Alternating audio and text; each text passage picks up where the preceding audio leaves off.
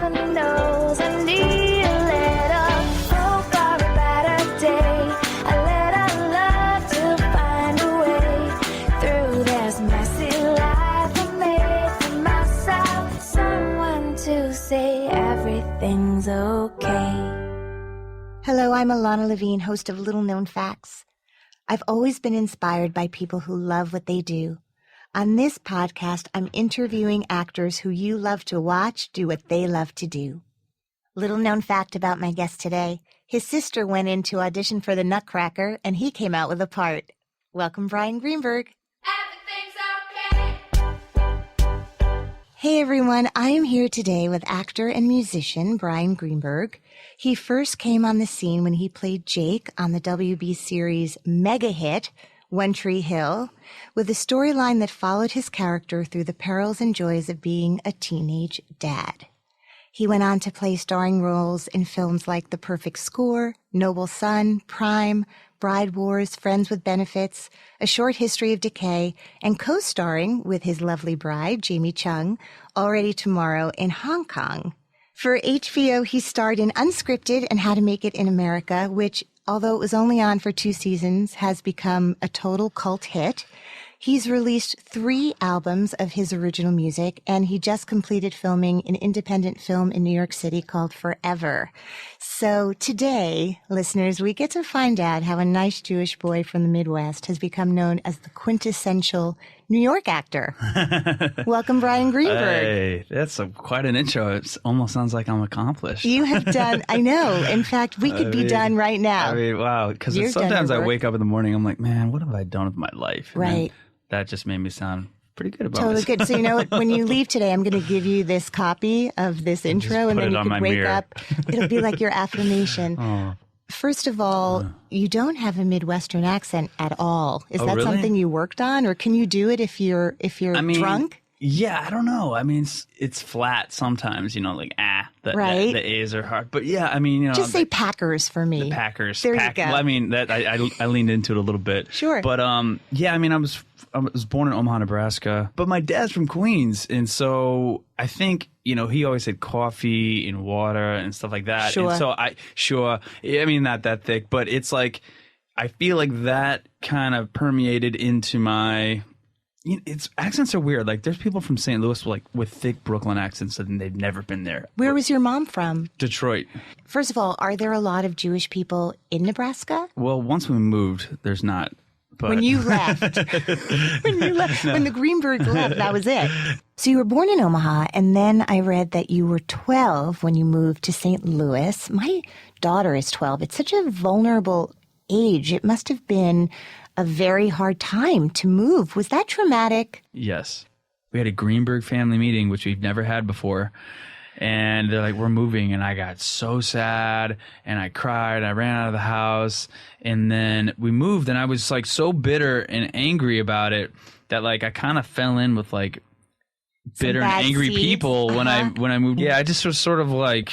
You became dark. A little, yeah. I became really mad. I think that's also your hormones and... Anyway, you're changing, but I definitely had a chip on my shoulder, and it took me a couple years to get out of it. But I mean, in the grand scheme of things, that's a pretty easy thing to go through. You're from the Midwest, right? No. Oh, my husband Dominic Famusa, who you know, is from the Midwest. I am from Teaneck, New Jersey, which is kind of the Midwest of New Jersey, but it's not particularly But you Midwestern. went to camp there or no? So when I was young, my mom, for one summer, got a job at a camp called Camp Herzl. Yes. To be like Julie from the Love Boat, like their social activities coordinator. Right. So all of us got to go to camp with her. I was super young. Mm-hmm. All I remember from that summer, quite frankly, is a little boy asking me to lick tongues with him. That's what happens at Seminal. Camp Herzl. Yes. That's why you went back year after year. I went for like 7 years licking tongues. That's what I remember. Like that was it. But you went to Camp Herzl. Right. I went there as a kid. I think all the Jews in the Midwest sort of send their kids there. Right. Parents think that they're learning prayers, but really the kids are just licking tongues. And my parents... They're both psychologists? They're both psychologists, yeah. So I was thinking about how you did the movie Prime. Mm-hmm. Your parents having been psychologists. Did either of them have patients that they would see, or were they both No. My mother is a school psychologist, so she tests young kids to see if they're autistic. Wow. Or any sort of behavior conditions at a young age. Right. Yeah. So she works for the special school district of St. Louis. So your parents are amazingly good people. They're great people. Devoted to I'm doing really lucky. great things for the universe. And I would imagine super into having a family that communicates with each other. Yeah. We're a close family. We talk. We're very honest with each other. And you have a sister? I have a younger sister. Is she in the arts as well? She teaches art in Arizona, at a grade school. So did they graduate from grad school and then both get placed in Nebraska somehow? Yeah, so they were actually, the way they met was kind of a cute story. They were all roommates at a house. They didn't even know each other. And they didn't even talk for the first year. Right. And then finally one day, I don't know, my dad's this weird introvert. And then he said one day, he's like, hey, you want to go get dinner? Mom's like, yeah, finally you talked to me. Right. And then I'm starving. Yeah. It's been a year. And then they ended up dating and falling in love. And my dad got a job at Union Pacific Railroad, which is based in Omaha. Right. And then they had me. The rest is history. Yeah. Well, so you're born in Nebraska. Right. And would you guys come back to the East Coast to visit relatives during the year? Or I didn't were come they? to New York till I was 10.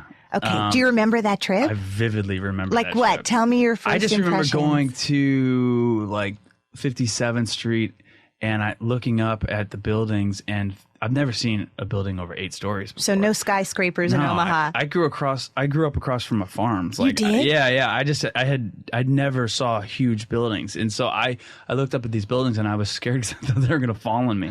I'm so glad they didn't. I was just enamored by it. Right. And I think there's always been this magnetic attraction to New York for me. And as soon as I graduated high school, I went to NYU, and I've always been in love with New York, and I feel like I've been all over the world, but this is my favorite place. Right. Mm-hmm. Well, so how amazing that you ended up doing How to Make It in America, which was such a New York specific show, which I loved, and we'll talk about that. So there's a story, and you can confirm and deny. Okay. The story goes that you were in the car with your mom. Becca was going to audition for a ballet for the Nutcracker. Yes. Is that correct? Wow, you really did your tour research. of it. Yeah. I read your diary. Oh my I read God. your diary. I had your family send me your diary. I do that for all my guests. It's not one bit weird. Very thorough. I'm thorough. And she goes in, and then someone comes out and is like, "Hey, we need a boy. Do you want to audition?" Okay. Gets it. Would you say that's the story of your life? The exact Have you been story. a super lucky guy? I was, and now I'm I feel like I work really hard, though. You know what I mean? I'll give you that. I definitely have been fortunate, and I've taken advantage of the opportunities.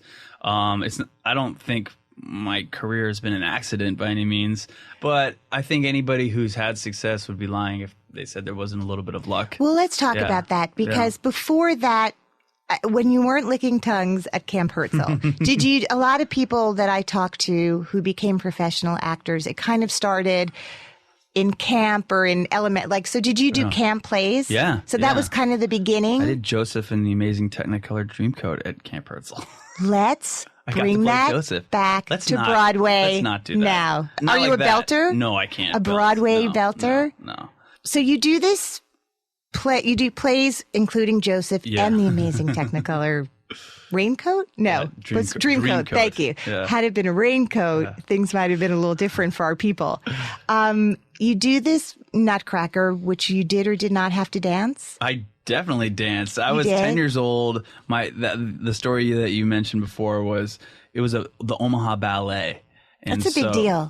I guess it's a big deal in Omaha. Yeah. But I got out of school for 3 weeks. I was really excited. But the thing that I liked about it was, I wasn't really dancing. I was just kind of jumping around. Who did you play? I played Fritz, the brother of the lead girl. I started getting mentioned in the local paper and stuff. I was 9 or 10 years old. And I just, I didn't really love dance. I just loved the theatrical element of it. I love the stage. I love the performance thing, right. being behind the curtain and then stepping on stage. I love that.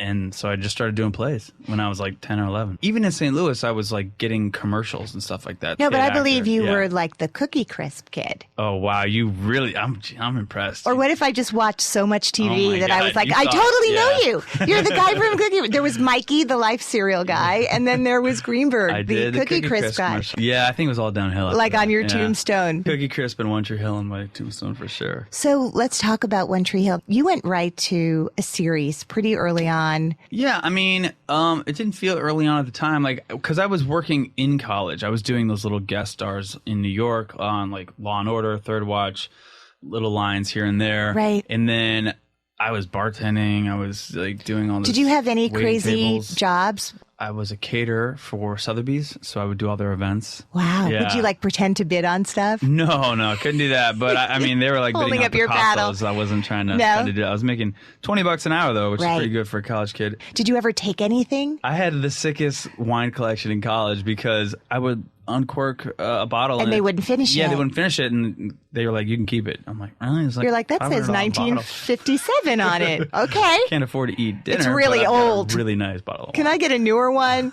That's amazing. Yeah. So you learned about wine at a young age. Yeah, I was a sommelier. That's amazing. So was the audition process for One Tree Hill, was that hard? I didn't audition for One Tree Hill. What happened was I did a movie called The Perfect Score. Wasn't Yeah. Scarlett Johansson like Yes, Scarlett she already did like The Horse Whisperer and Ghost World, so I kind of knew her work already. And Right. Erica Christensen just did Traffic. She was the biggest name at the time. And then Chris Evans, like he did Not Another Teen Movie, and his name was kind of buzzing. And that was like the biggest get for me probably to this day. So how did you get that? Well, I just signed with a new manager, Ellen Meyer, who's my manager right now, still to this day. day. Yeah. That is loyalty, people. Yeah. And I went and auditioned for The Perfect Score to play like the best friend role. And I didn't go very well because I'm not the strongest auditioner. You're not a great best friend. I'm a good best friend. I'm just bad at showing it in a 2-minute audition. And then Ellen was friendly with the casting director, Kathy Sandrich, and she said, "You got to see Bryan." She's like, "Well, he wasn't funny." She's like, "He's funny. He can Right. do it. Give him another so shot. she fought for me to do another shot. I That's went in so there nice. and I nailed it. That's right? amazing. And So- did you know it at the time? Yeah, You're like, I was improvising. I was doing it. I was just having fun with it.